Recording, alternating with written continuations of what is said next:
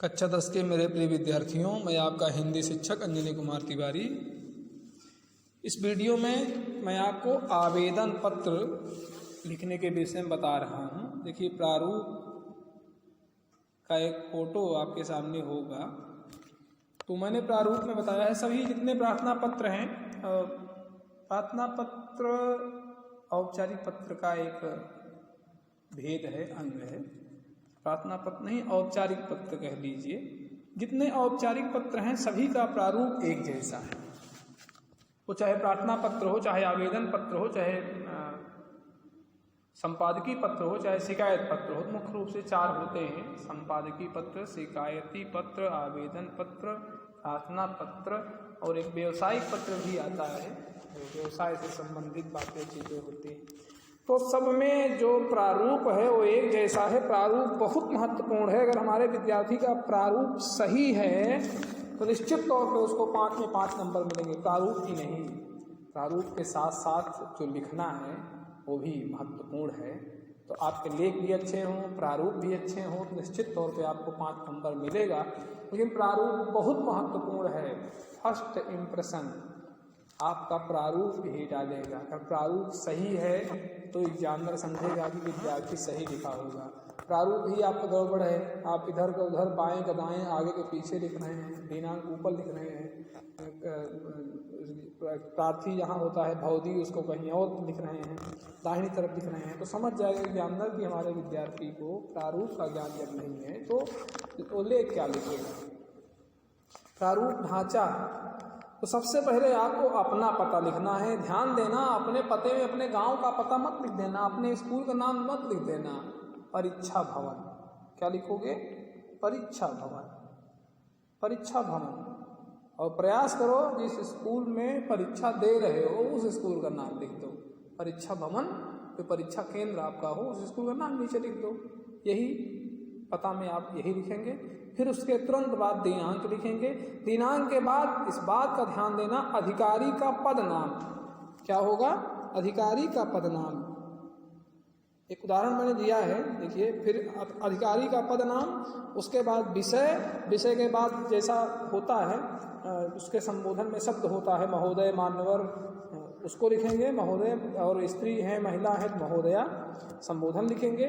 उसके बाद विषय वस्तु लिखेंगे। विषय वस्तु में क्या कैसे लिखेंगे? फिर भौदी, भौदी के बाद उसमें अपना नाम, हस्ताक्षर, नाम में XYZ नाम नहीं लिखेंगे क्योंकि परीक्षा भवन में नाम नहीं लिखा जाता है। अच्छा, परीक्षा के अलावा और कहीं आप पत्र लिख रहे हैं, कहीं आवेदन के लिए पत्र लिख रहे हैं या भविष्य में कभी लिखेंगे, तब वहाँ अपना नाम लिखेंगे और वहाँ अपना पता लिखेंगे। जिस गांव से, जिस शहर से आप संबंधित हैं उस गांव शहर को लिखेंगे। देखिए, मैंने लिखा है केंद्रीय विश्वविद्यालय संगठन दिल्ली द्वारा विज्ञापित हिंदी प्रवक्ता पद के लिए सचिव को संबोधित करते हुए आवेदन पत्र लिखिए। तो आप लिखिए परीक्षा भवन। जिस विद्यालय में परीक्षा दे रहे हो, मान लो BDS के अंदर दे रहे हो, पहले लिखो परीक्षा भवन, BDS के एजुकेशनल इंस्टीट्यूट, फिर नीचे कधई महत्वपुर प्रतापगढ़। एक में परीक्षा भवन, दूसरी लाइन में विद्यालय का नाम, संस्था का नाम, तीसरी लाइन में उसका पता, फिर दिनांक। दिनांक मान लो आज के दिन लिख रहे हो तो लिखो 1 अक्टूबर 2020। उसके बाद किसके नाम लिख रहे हो? सचिव के नाम लिख रहे हो, लिखो सचिव। फिर नीचे वो सचिव कहाँ का है, किस संस्था का है? केंद्रीय विश्वविद्यालय संगठन लिखा है ना, केंद्रीय विश्वविद्यालय संगठन दिल्ली द्वारा विज्ञापित, केंद्रीय विश्वविद्यालय संगठन।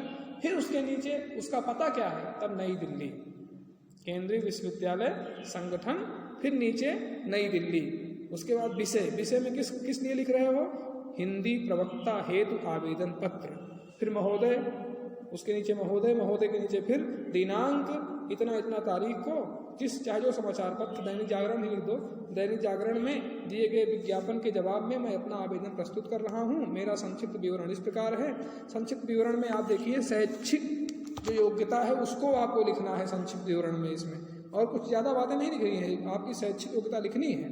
कक्षा, बोर्ड, उत्तीर्ण वर्ष, प्रतिशत, विषय, और इसको कक्षा 10, कक्षा 12, 10, 12, BA, MA, BSc है, BSc, MSc, इस तरह आप लिखेंगे।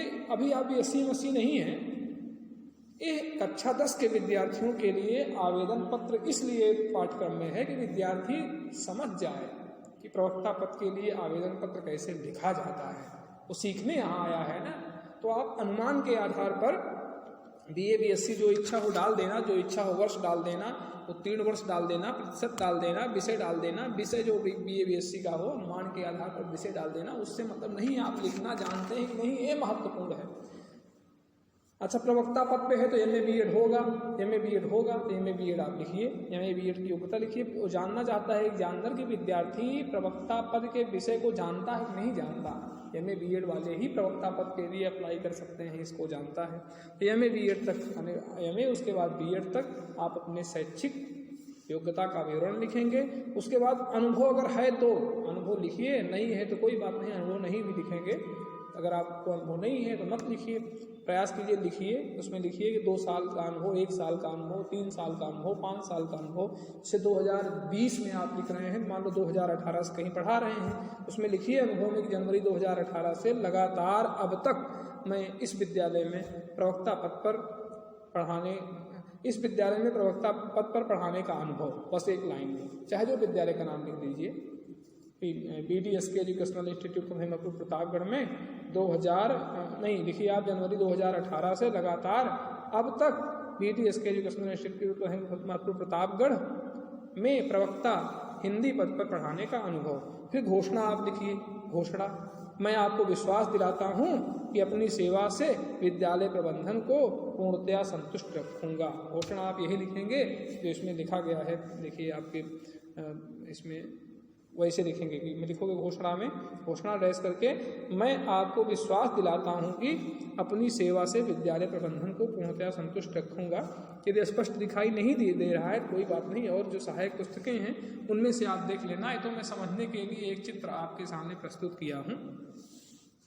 आप घोषणा लिखेंगे, घोषणा लिखे के बाद धन्यवाद जरूर देंगे, सधन्यवाद या धन्यवाद। धन्यवाद लिख के उसी नीचे सब कुछ बाईं तरफ लिखा जाएगा, दाहिनी तरफ कुछ भी नहीं लिखा जाएगा, और कहीं स्पेस भी नहीं, माने कोई जगह बाईं तरफ कोई जगह कहीं नहीं छोड़नी है, सीधे बाईं तरफ। देखिए कहीं भी बाईं तरफ कहीं जगह नहीं छोड़ी गई है पूरे पत्र में। कोई भी पत्र हो सब बाईं तरफ से, दाहिनी तरफ आप कुछ नहीं लिखना है। धन्यवाद। फिर भवधी, भवधी का अर्थ होता है आपका, भवधी जो आपका नाम हो, बस इतने लिखना है। भवधी, भवधी नाम नहीं लिखना है, आपको लिखना है XYZ, कोई भी नाम हो। अपना नाम परीक्षा भवन उसमें नहीं लिखेंगे, परीक्षा प्रश्न पत्र में परीक्षा देते समय, परीक्षा कापी में परीक्षा देते समय आप अपना नाम नहीं लिखेंगे।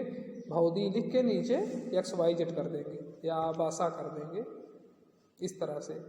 और फिर उसके नीचे आवेदन पत्र में संलग्नक जरूर लिखना है, संलग्नक। संलग्नक में आप लिखेंगे उपयुक्त शैक्षिक योग्यताओं के अंक पत्र एवं प्रमाण पत्रों की छाया प्रतियां। आपने उसमें आवेदन पत्र का मतलब प्रार्थना पत्र, वही आवेदन पत्र में आपने संलग्न किया है। क्या क्या संलग्न किया है?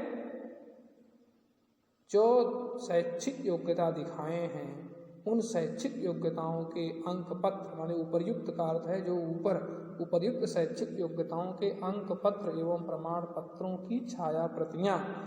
इस तरह मेरे विद्यार्थी अभ्यास करें, जरूर अभ्यास करें। पद का नाम जरूर जान लें, किसको पत्र लिखना है, पद का नाम जान लें, और वो स्थान कहाँ है, वो संस्था कौन सी है, वो स्थान कहाँ है, संस्था कहाँ है जिसको आपको पत्र लिखना है, उसका पता जान लें, संस्था का नाम जान लें, पदाधिकारी का नाम जान लें, उसी पदाधिकारी के नाम आपको पत्र लिखना है। सचिव है सचिव के नाम, प्रबंधक है प्रबंधक के नाम, प्राचार्य है प्राचार्य के नाम, थानाध्यक्ष है थानाध्यक्ष के नाम, जो भी हो उनके नाम आपको लिखना है। पद का नाम, उनका नाम नहीं, पद का नाम लिखना है। जैसे कि मान लीजिए अगर नहीं दिया है पद का नाम तो समझ लीजिए उस प्रश्न से। जैसे एक प्रश्न इसमें है दूसरा, दिल्ली शिक्षा निदेशालय को सर्व शिक्षा अभियान के लिए प्राथमिक शिक्षकों की आवश्यकता है। आप भी अपनी उम्मीदवारी प्रस्तुत करते हुए आवेदन पत्र प्रस्तुत कीजिए, आवेदन पत्र प्रस्तुत कीजिए। किसको आप लिखेंगे, इसमें नहीं दिया है। दिल्ली शिक्षा निदेशालय को सर्व शिक्षा अभियान, किसको जरूरत है, दिल्ली शिक्षा निदेशालय, दिल्ली शिक्षा निदेशालय को। तो पद में लिखेंगे शिक्षा निदेशक, क्या लिखेंगे, शिक्षा निदेशक, शिक्षा निदेशक नई दिल्ली। विषय में लिखेंगे प्राथमिक अध्यापक पद हेतु आवेदन पत्र। इस तरह से आप लिखेंगे, पहले अपना पता, परीक्षा भवन, फिर दिनांक, पद का नाम, विषय, विषय वस्तु, शैक्षिक, हाँ वही शैक्षिक योग्यता विषय वस्तु में आ गई। फिर आपको अनुभव, घोषणा और भवधी संलग्न